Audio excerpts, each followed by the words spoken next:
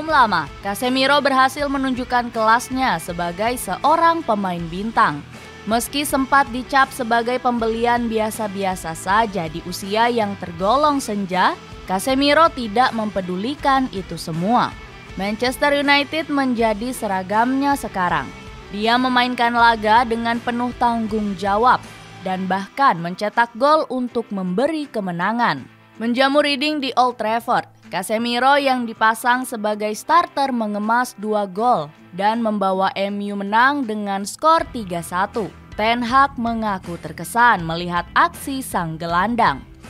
Ya, dia memberikan dampak yang sangat besar bagi kami.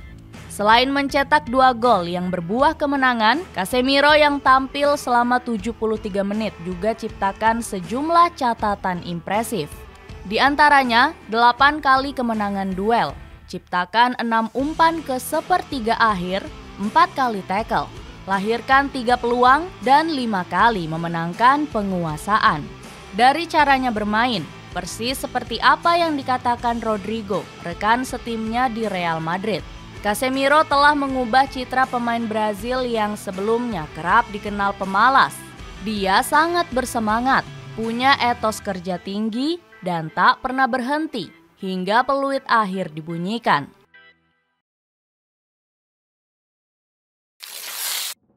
Bekerja keras sejak kecil. Semangat dan karakter tak pernah menyerah yang ditunjukkan Casemiro sudah terlihat sejak ia masih belia. Seperti kebanyakan pemain Brazil lainnya, Casemiro memiliki kehidupan yang tidak layak. Dia yang telah ditinggal sang ayah sejak kecil, hidup di sebuah gubuk sederhana bersama dengan ibu dan saudara laki-lakinya. Beruntung, dia memiliki kecintaan terhadap sepak bola. Olahraga itu, selain memberi kebahagiaan, juga melahirkan harapan bagi Casemiro. Dia yang mulanya cuma bermain-main di jalanan kota, melanjutkan karir di jenjang yang lebih serius. Pada momen ini, terdapat cerita menarik tentang bagaimana akhirnya dia mendapatkan posisi gelandang bertahan. Pada usia 14 tahun ketika menjalani seleksi di Sao Paulo, Casemiro sejatinya berposisi sebagai seorang penyerang. Namun ia terpaksa berbohong dan mengatakan bahwa posisinya adalah gelandang bertahan agar dapat memperoleh kesempatan uji coba dengan raksasa Brazil tersebut. Ketika saya menjalani periode uji coba di Sao Paulo, saya berposisi sebagai penyerang. Saat itu saya menjadi pemain paling tinggi dan mencetak banyak gol sundulan. Saat itu terdapat 300 pemain dan hanya ada 50 yang akan lolos. Posisi kiper sudah terisi 3 pemain dan ada 40 yang mengajukan diri sebagai penyerang. Jadi saya rasa peluang saya untuk posisi itu sangat tipis. Posisi gelandang juga diisi oleh banyak pemain. Dan ketika ada permintaan untuk posisi gelandang bertahan hanya ada 7 atau 8 pemain. Jadi saya memutuskan untuk mengisi posisi tersebut. Saat menjalani latihan, salah satu pelatih menarik saya dan mengatakan bahwa saya bukan seorang gelandang bertahan. Tetapi saya tetap mempertahankan keputusan yang saya ambil, ujar Casemiro. Perjuangannya ketika itu pun berbuah manis. Casemiro terus mendapat kesempatan berlatih bersama Sao Paulo. Dan tepat ketika usianya menginjak 18 tahun, ia diberi kontrak profesional sebagai seorang gelandang bertahan. Casemiro sedari dulu dikenal sebagai pemain yang mempunyai determinasi tinggi dan kualitas teknis mumpuni.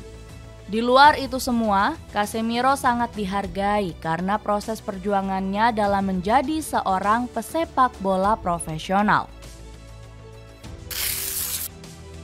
Jadi andalan Real Madrid. Selama berseragam Sao Paulo, Casemiro terus menunjukkan bakat sempurnanya sebagai seorang gelandang. Dia pandai menguasai bola, jarang kehilangan bola, dan punya akurasi umpan yang baik.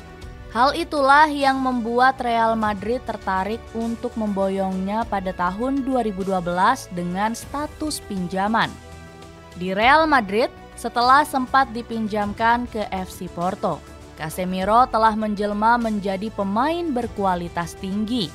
Dia benar-benar layak masuk ke dalam skuad Galacticos El Real dan pantas akan banyaknya gelar juara yang didapat. Casemiro mengalami peningkatan yang amat pesat di bawah asuhan Zinedine Zidane dalam sistem 4-3-3. Pria Prancis itu menginstruksikan Casemiro untuk melindungi Toni Kroos dan Luka Modric.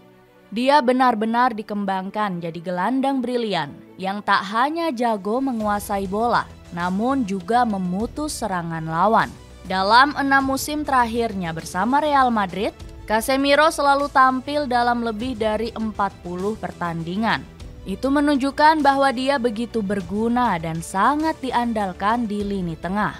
Jika saja El Real tidak memiliki gelandang bertahan sepertinya, mungkin saja 3 gelar UCL yang didapat secara beruntun tidak akan pernah masuk ke dalam buku sejarah.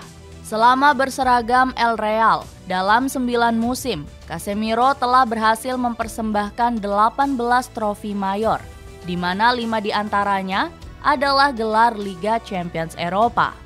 Maka wajar bila saat semua sudah didapat, Casemiro ingin mencari tantangan baru. Sempat diremehkan, Casemiro sukses menumpas keraguan. Dalam momen pencarian destinasi, Manchester United jadi tim yang sangat beruntung. Karena di tengah keterpurukan, mereka sukses dapatkan pemain super berkualitas seperti Casemiro. Namun tak mudah bagi Casemiro untuk langsung mengikuti permainan cepat Liga Primer Inggris. Dia sempat membutuhkan sedikit waktu untuk beradaptasi dan bahkan tak terhindar dari cibiran penggemar. Di situ banyak yang mengatakan kalau dirinya hanya mengincar uang di masa tua.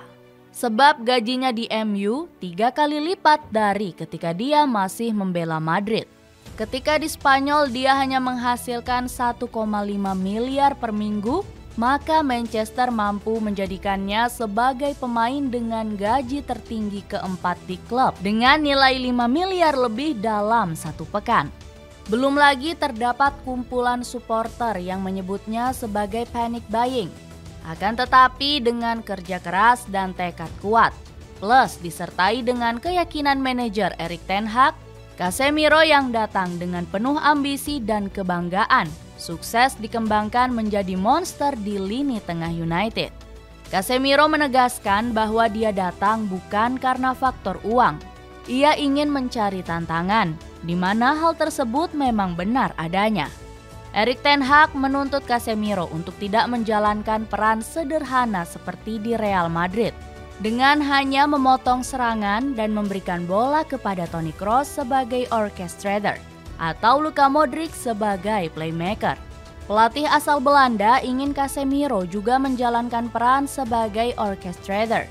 Dia harus berani mengalirkan bola ke depan dan dituntut untuk bermain sebagai double pivot bersama Christian Eriksen. Yang tak kalah penting, ia juga diminta untuk menopang Bruno Fernandes yang berperan sebagai playmaker. Meski terdengar berat, Casemiro yang memang punya kualitas terbaik, secara perlahan sukses menjalankan tugas yang diberikan ten Hag. Casemiro menegaskan peran pentingnya dalam setiap kesempatan yang diberikan.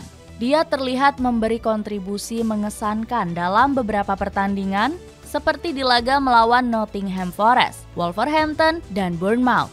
Tak hanya menjalankan peran yang diperintahkan ten Hag, Casemiro juga turut mencetak gol.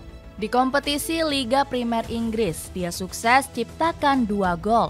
Lebih lanjut, kedatangan Casemiro tak hanya berfokus di dalam lapangan saja. Di luar lapangan, dia menjadikan ruang ganti Manchester United jadi lebih bersemangat. Dia menjadi pemain dengan mental pemenang dan tampak sukses menularkan itu semua kepada pemain United.